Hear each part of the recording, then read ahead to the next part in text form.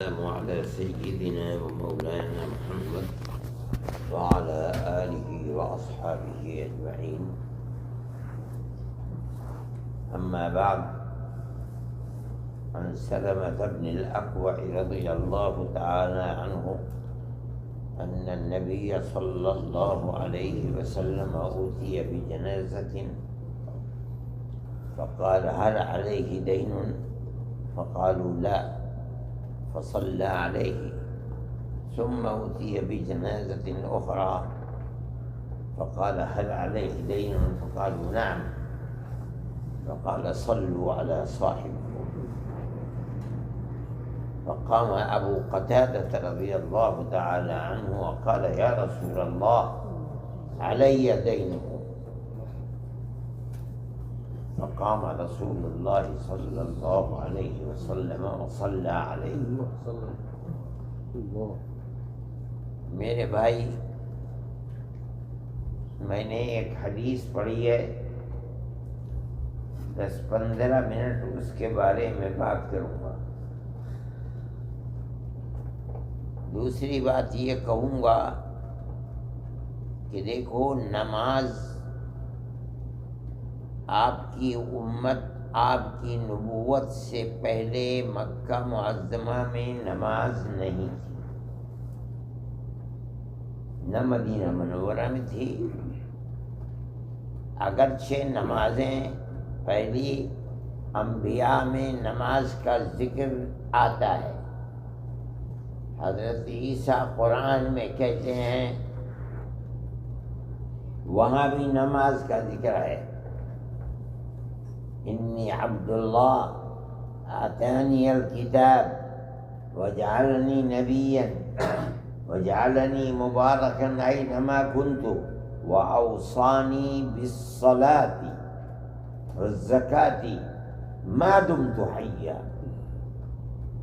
حضرت عیسیٰ کو بھی نماز کا حکم اللہ نے دیا تھا، لیکن کہاں ہے نماز عیسائیوں کے اندر؟ حضرت اسماعیل کے زمانے میں بھی نماز تھی.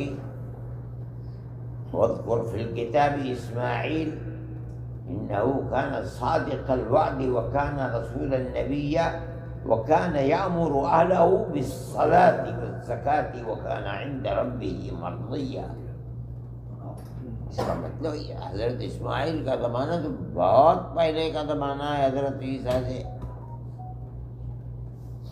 لیکن حضرت نبی کریم علیہ السلام بھیجے گئے مکے کے رہنے والے، سب سے پہلے آپ ان کے پاس آئے. اس کو نیچے کرو. اوئے، سب سے پہلے اللہ کے نبی وہاں تشریف لائے ہیں، وہی نبوت آپ کو ملی ہے. یہاں کچھ بھی نہیں تھا. وَمَا أَرْسَلْنَا إِلَيْهِمْ قَبْلَكَ مِن نَذِيرٍ. ہم نے ان لوگوں کے پاس، اے محمد، آپ سے پہلے کوئی اللہ کے عذاب سے ڈرانے والا نہیں بھیجا. ان کے پاس کوئی نبی نبوت اور رسالت کو جانتی نہیں تھے، نماز کو دور کی بات. لِتُنذِرَ قَوْمًا مَا أُنذِرَ آبَاؤُهُمْ. آپ کو نبی، تاکہ آپ ایسی قوم کو اللہ کے عذاب سے ڈرائیں جن کے آباء و اجداد کو بھی نہیں ڈرایا گیا ہے. نبی کریم علیہ السلام وہاں آئے، اور جب آپ معراج کے لیے تشریف لے گئے، دنیا میں آئے، وہاں سے 5 نمازوں کا تحفہ لے کر کے آئے. آپ نہیں جانتے تھے نماز کیسے پڑھی جائے. امام مالک رحمۃ اللہ علیہ موطا میں فرماتے ہیں، روایت حدیث بیان فرماتے ہیں کہ جبریل امین آئے 2 دن تک. پہلے دن آپ نے ظہر کی نماز پڑھائی، جبریل امین آگے، نبی کریم پیچھے، صحابہ اس کے پیچھے.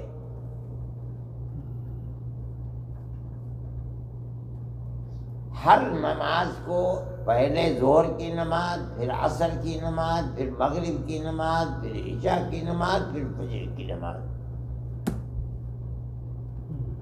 ہر نماز اول وقت میں پڑھائی. اگلے دن پھر آئے اور 5 نمازیں پھر پڑھائیں، ہر نماز آخری وقت میں پڑھائی۔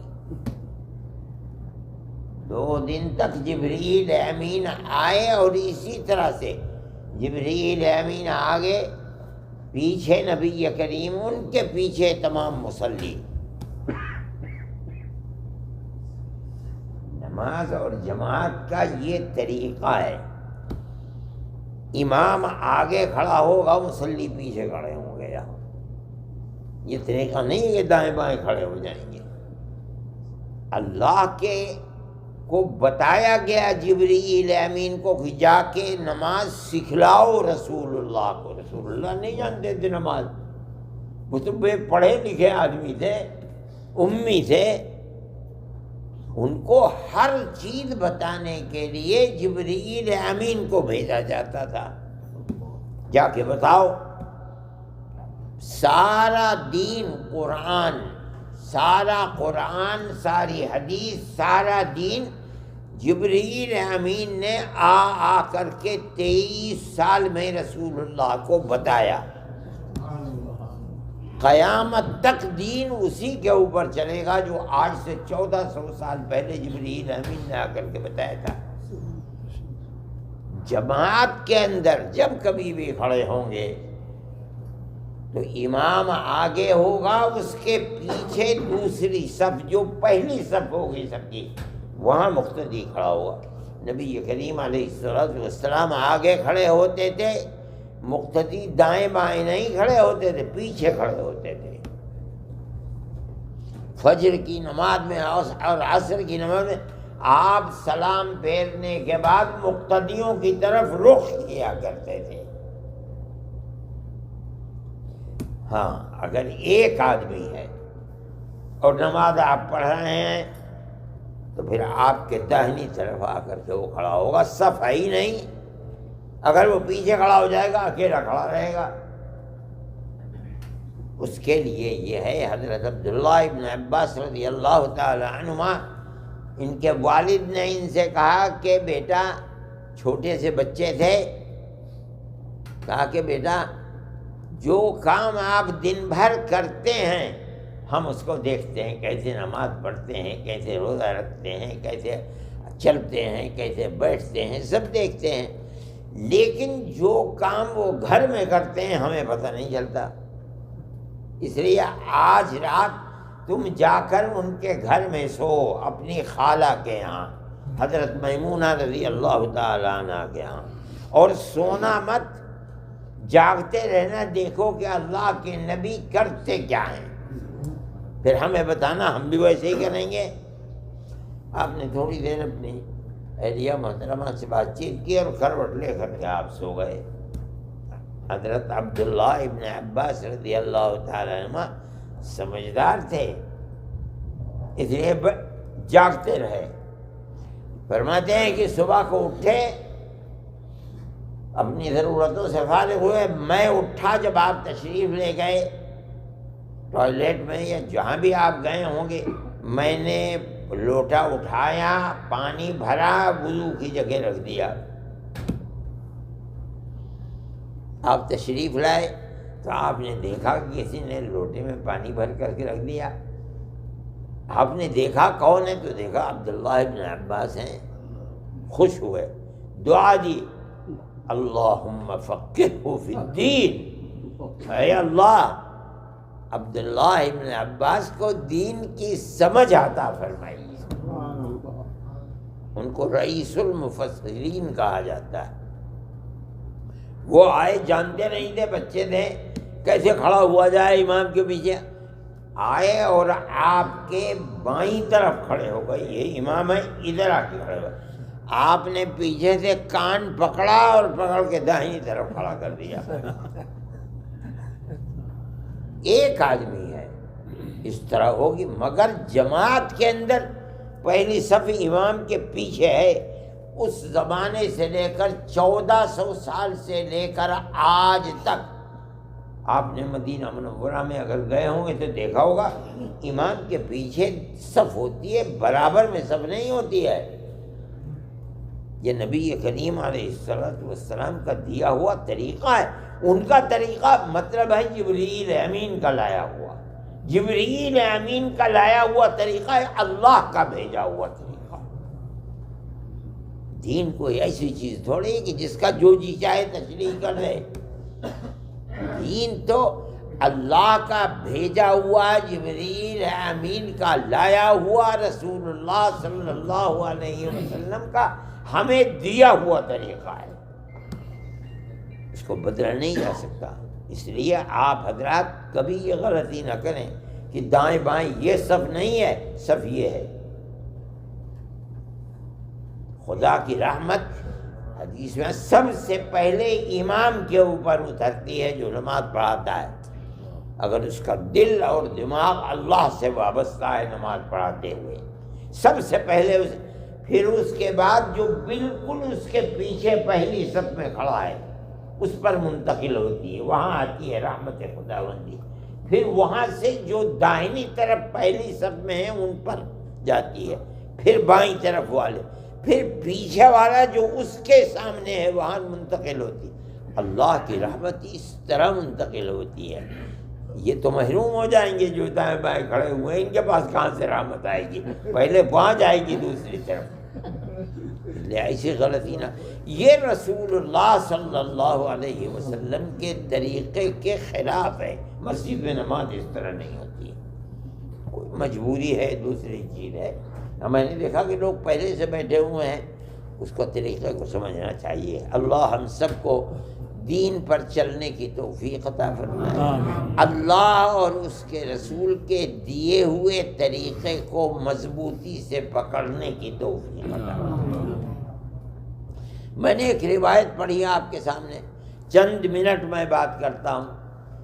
نبی کریم علیہ ایک صحابی ہیں حضرت سلمہ ابن اکوع رضی اللہ تعالی عنہ، فرماتے ہیں کہ نبی کریم علیہ السلام کے سامنے ایک جنازہ لایا گیا.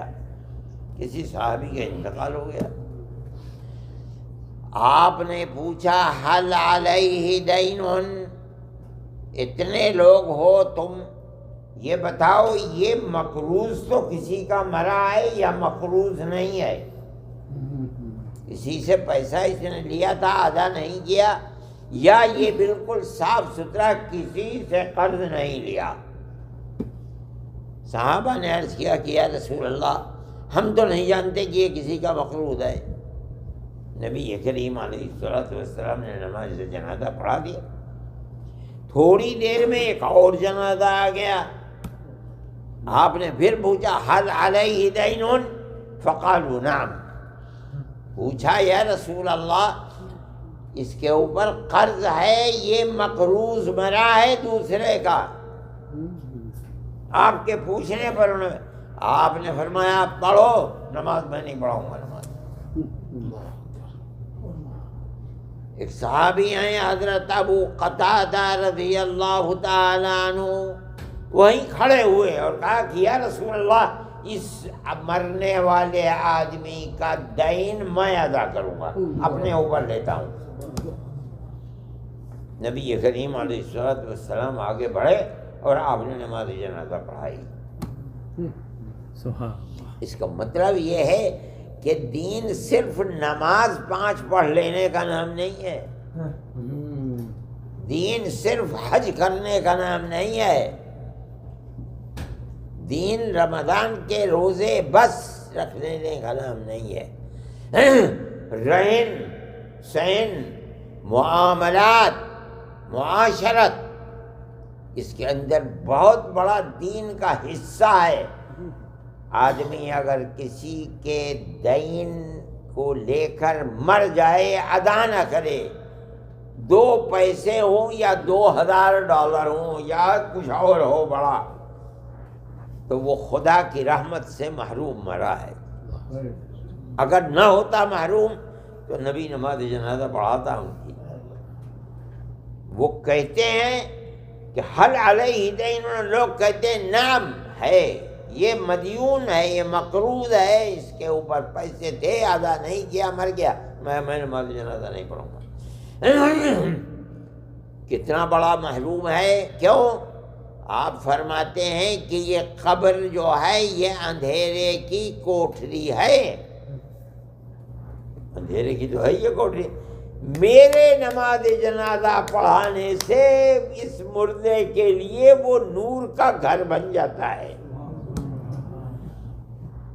اور یہ آدمی جو مر رہا ہے اور دوسرے کا قرض لے کر مر رہا ہے وہ اس سے محروم ہے.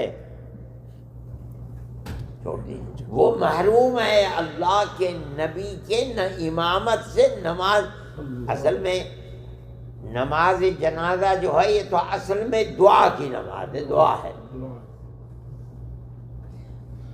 اللہ اکبر کہنے کے بعد تیسری مرتبہ میں ساری دعا پڑھتا ہے آدمی اس مرنے والے کے لیے. فرماتے ہیں میرے دعا کرنے سے اللہ قبولیت دیتا ہے اور اس کی مغفرت ہو جاتی ہے. اس کے قبر اس کے لیے نور کا گھر بن جاتی ہے. یہ دوسرے کا قرض لے کر مر رہا ہے، چاہے ایک پیسے ہی کیوں نہ ہو، میں اس کے لیے دعا نہیں کروں گا. یعنی اس گناہ کے ساتھ جو یہ دوسرے کا لے کر جا رہا ہے اس کا مستحق نہیں ہے کہ میں اس کے لیے دعا کروں اور اس کی قبر اس کے لیے نور کا گھر بن جائے. یہ کیسے ہوگا؟ یہ تو جس دن اٹھے گا جس کا قرض تھا 1 پیسہ 2 پیسہ 10 پیسے 1000 پیسے، کل قیامت کے دن ایک جم غفیر جس کا لیا تھا سب گردن پکڑ کر اللہ کے سامنے لائیں گے. اے اللہ ہمارا حق دلوائیے. آج آپ کی عدالت ہے، آپ کی عدالت بڑی عدل و انصاف کی عدالت ہے. ہمارا حق اس نے لیا ہے، ہمارا حق دلوائیے. اللہ کو اتنا غصہ ہوگا کہ اللہ اس سے فرمائیں گے عد الامانہ، لوگوں کا حق دے. کیا حق لیا تھا؟ کسی کا پیسہ لیا تھا، کسی کا ڈالر لیا تھا، کسی کا آٹا لیا تھا، کسی کا نمک لیا تھا، کسی کا چاول لیا. خدا جانے کیا کیا لیا تھا. یہ دائیں بائیں دیکھے گا، کہے گا ذہبت الدنیا. اے اللہ کیسے دوں، کہاں سے دوں؟ دنیا تو چلی گئی.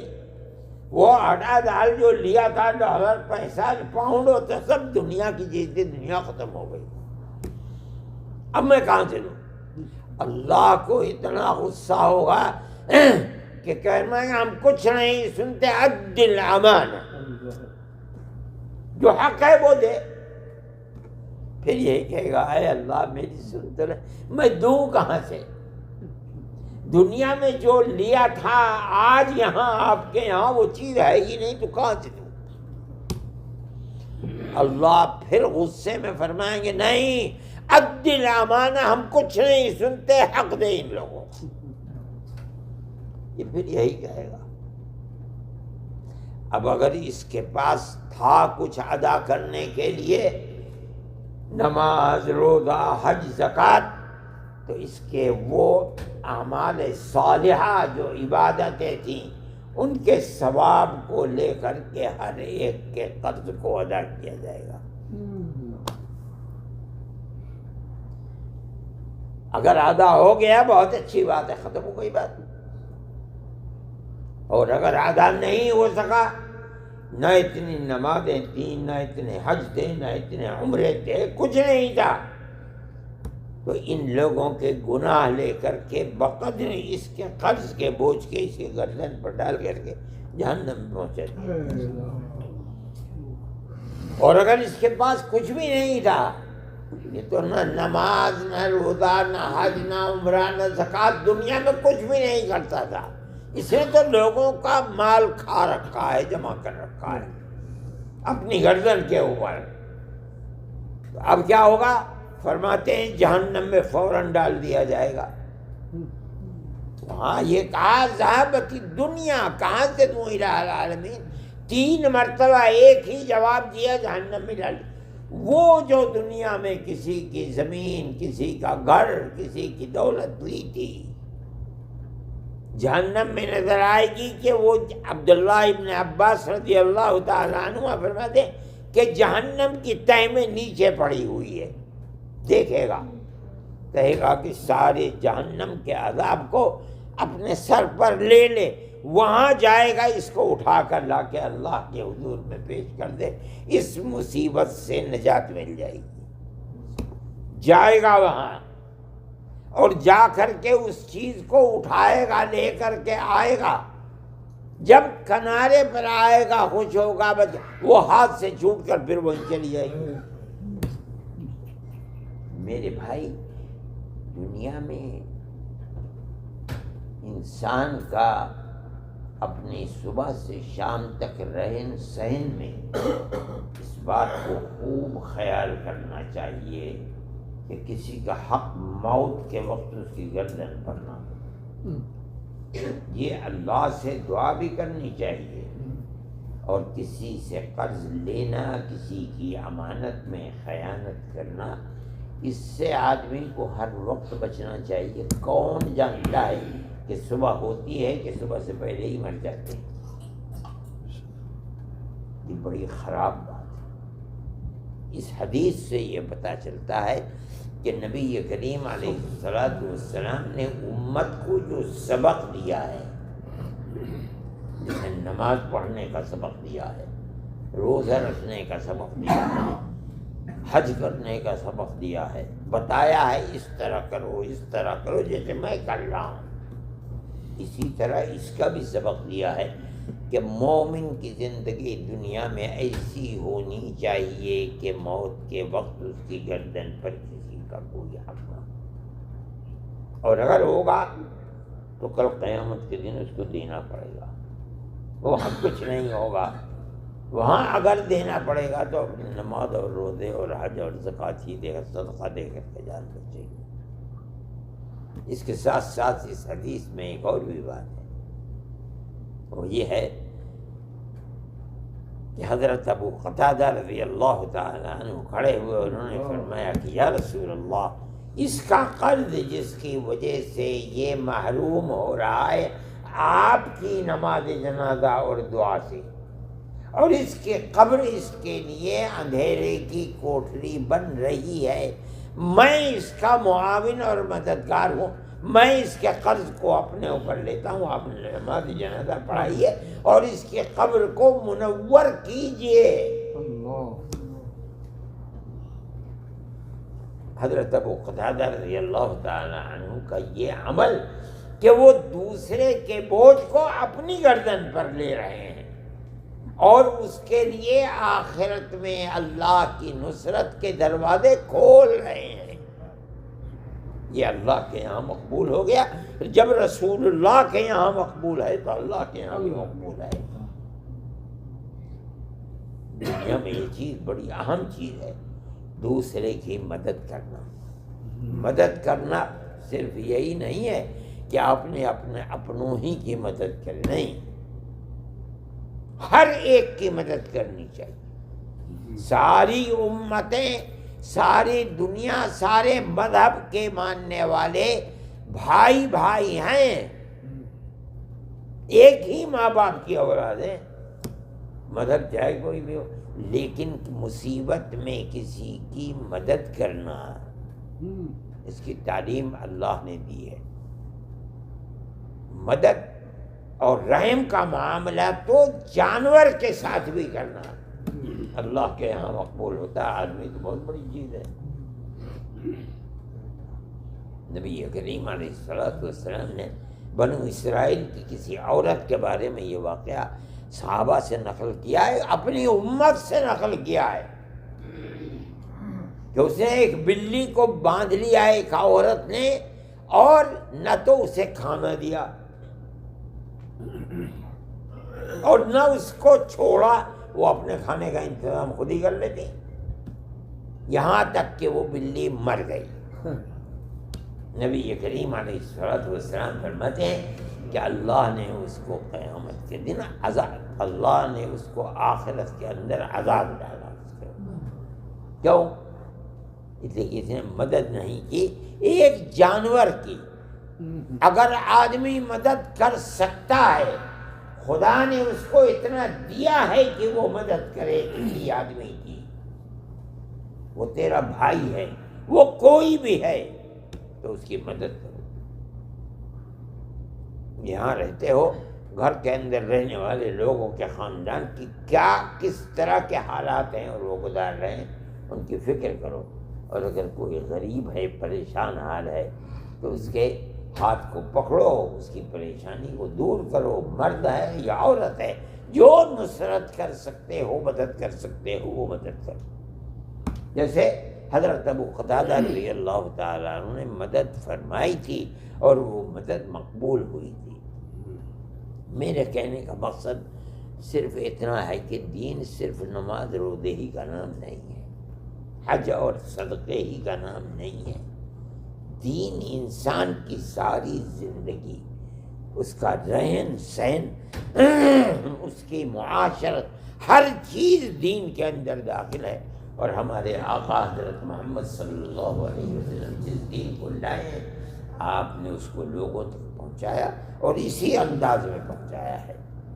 اس کی کوشش کرنی چاہیے کہ ہماری زندگی نبی کریم علیہ السلام کی تعلیمات کے مطابق ہو، اور اللہ سے ہمیشہ دعا کرتے رہنا چاہیے، اے اللہ تو نے زندگی اور ایمان دیا ہے تو اس ایمان کی حفاظت آخری دم تک کیجیے، اور موت آئے تو اس طرح آئے کہ کسی کا حق گردن کے اوپر نہ ہو۔ تو توقع ہے کہ قیامت کے دن انسان سرخ روئی کے ساتھ آگے بڑھے گا۔ اللہ تعالی ہم سب کی دین اور دنیا کو بہتر فرما دیں اور ہمارے لیے نجات کے دروازے کھول دیں۔ وآخر دعوانا ان الحمد للہ رب العالمین۔